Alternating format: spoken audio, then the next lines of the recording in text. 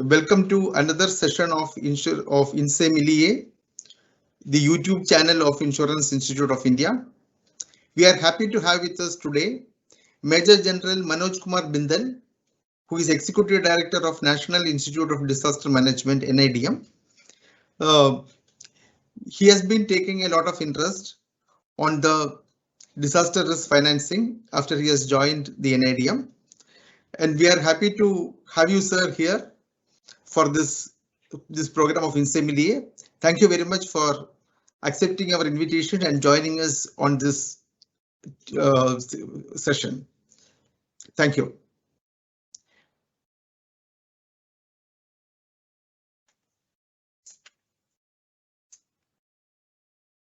To start off the discussion, let me ask you about your transition from the armed forces of the country to the civilian role as an executive director of the NIDM. What are your major discoveries in this field? In this field, meaning you are talking about insurance field or the disaster management? No, the disaster management. Plus, you have been very much interested in the insurance field, as you know, into disaster risk financing. So how did you? Yes. Well, thank you so much. First of all, it's I find it a privilege that I've been called for this program Inse-Miliye, which is organized by Insurance Institute. And Dr. George Thomas, with you, we have been working closely for last 2 years, wherein we held a number of programs, and then we came out with a joint publication also on disaster risk financing, which is now being studied at various levels in the ministry also. So it's really good that you have invited me, and I feel proud that I'm part of your dissemination program of insurance-related issues. In my case, I am still in service. I'm Major General M.K. Bindal, and I'm on deputation to Ministry of Home Affairs, and I'm heading the National Institute of Disaster Management as Executive Director. So now, as you are asking me about major discoveries in this field, I'll restrict myself to disaster-related issues and how it is affecting every one of us, and also give you the perspective of the government in this particular regard. We know that the government of India strives to promote a national resolve to mitigate the damage and destruction caused by natural and man-made disasters. Through sustained and collective efforts of all government agencies, non-governmental organizations, and people's participation, by adopting a technology-driven, proactive, multi-hazard, and multi-sectoral strategy for building a safer, disaster-resilient, and dynamic India.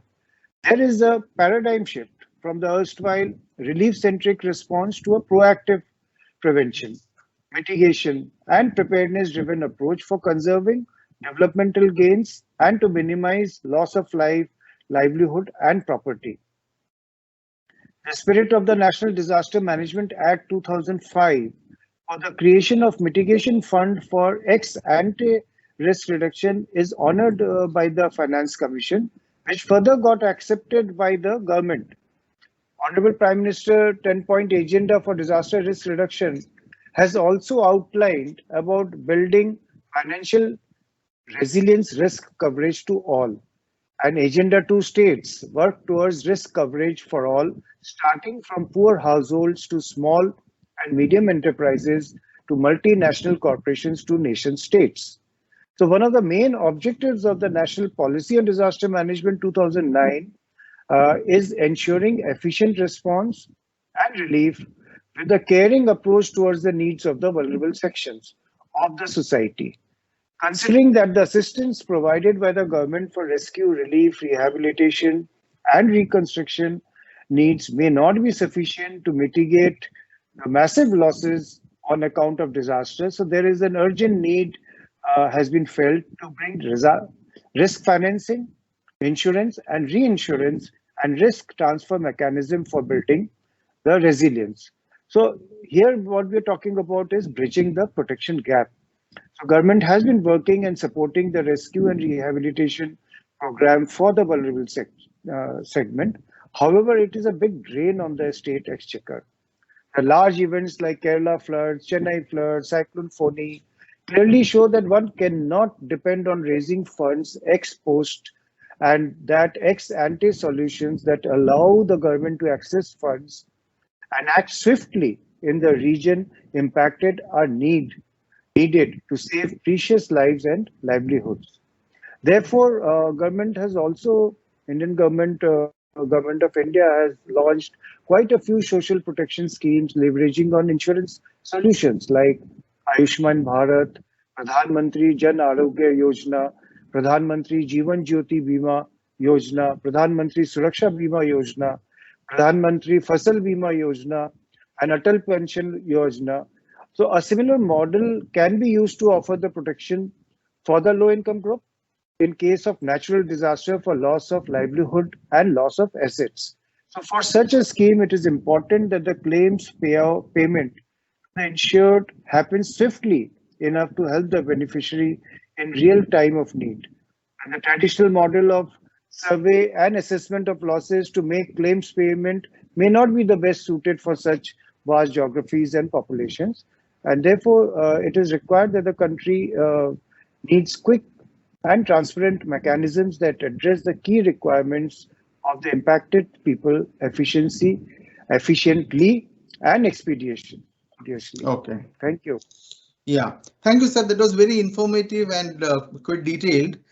You were in the course of the discussion mentioning about the report that the NIDM Insurance Institute and other people involved have created one report. You mentioned about that. For the benefit of the viewers, could you tell us some few salient points from this report? Yes, I will do that. I've already spoken about the various social protection schemes which are there, which have been implemented by the government of India, thereby creating a social safety net for the poor and unprivileged segment of the population. But there is still a gap in these schemes as they do not address the loss of assets and loss of livelihood due to the natural catastrophe. The impact of NatCat events is disproportionately harder on the unprivileged. The quality of the housing, the nature of the livelihood, mostly daily wages, and access to financial risk mitigation tools is significantly inferior as compared to the middle and higher income groups. The middle and higher income groups of the society has access to privately purchased insurance covers, better savings, and a consistent income source that enables them to withstand the natural disasters and reorganize their life post such events.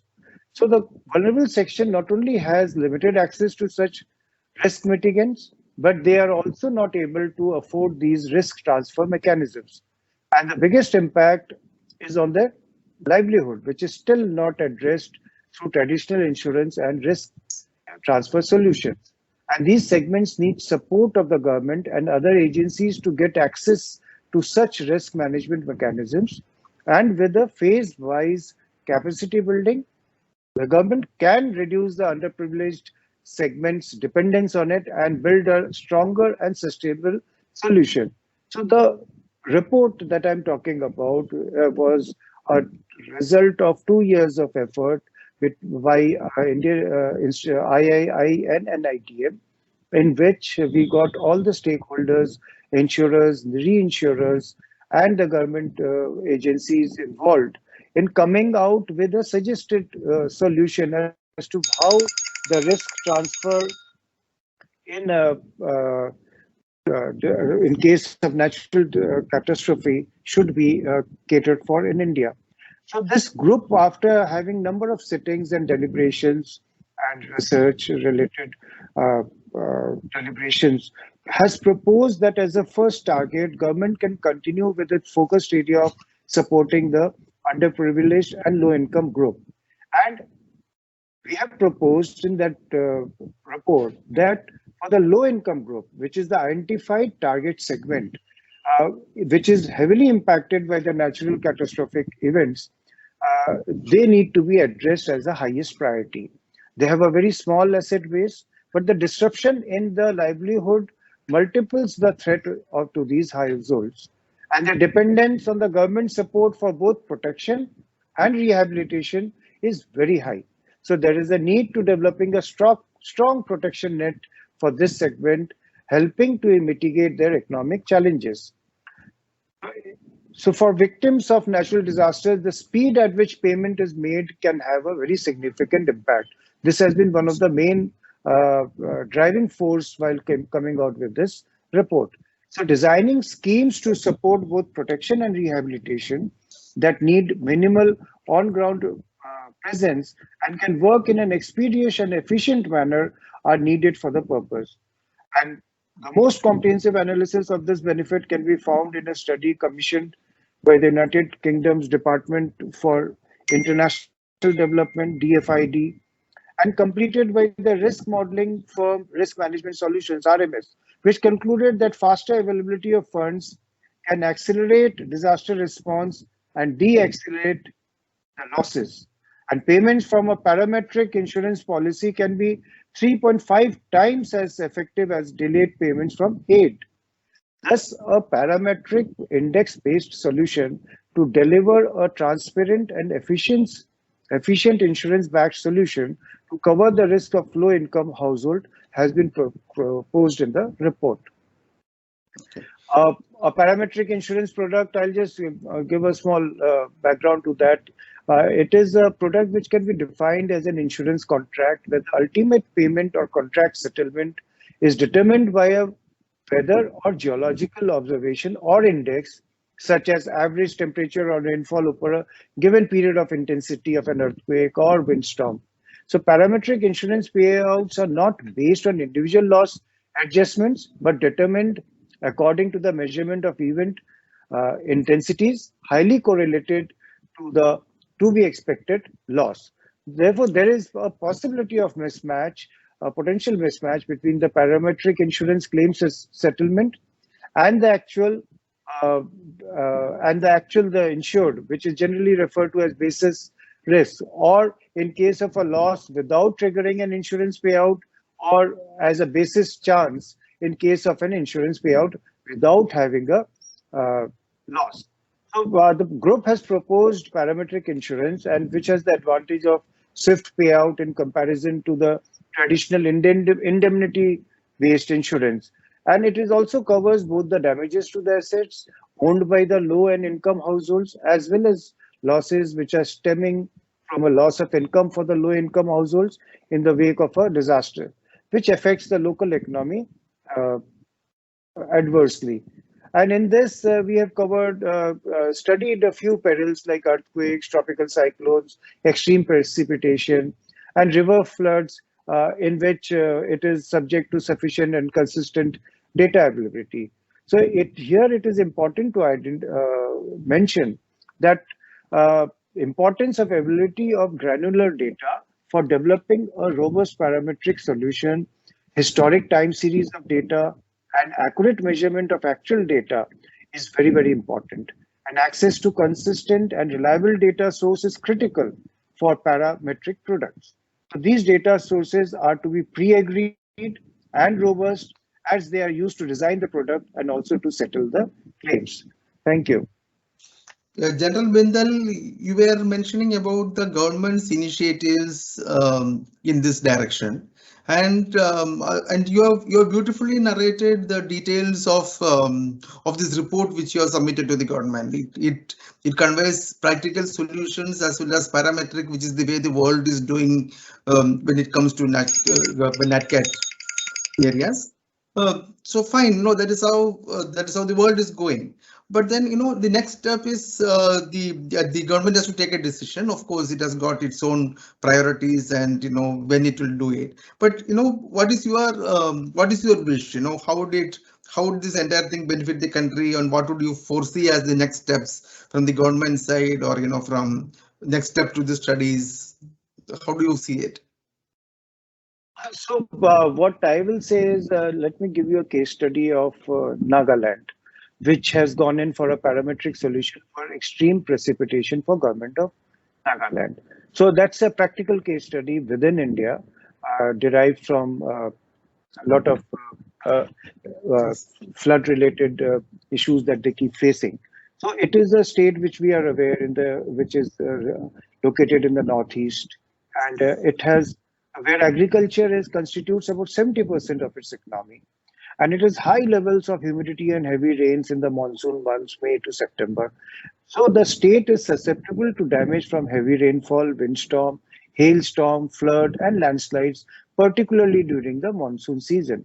So the Nagaland State Disaster Management Authority, NSDMA, Home Department, Government of Nagaland, proactively engaged with an insurance company and a reinsurance company to design parametric coverage for excess rainfall events that can lead to severe flooding. It is based on a geospatially gridded data sets whose precipitation levels are derived from satellite observations. And the parametric structure is designed to cover the entire state of Nagaland through six distinct zones which have been identified, with a stepped payout feature to ensure funds are allocated where losses occur and in proportion to the amount of recorded rainfall to mirror its impacts. So this vision was based on the realization that the developmental building blocks and investments in the government-public community for many years can be shattered in less than a few minutes by a natural catastrophe. And as also that the disasters was no longer if, but when. And thereby they went in for this particular program. So this gives an idea that the government can actually do a lot.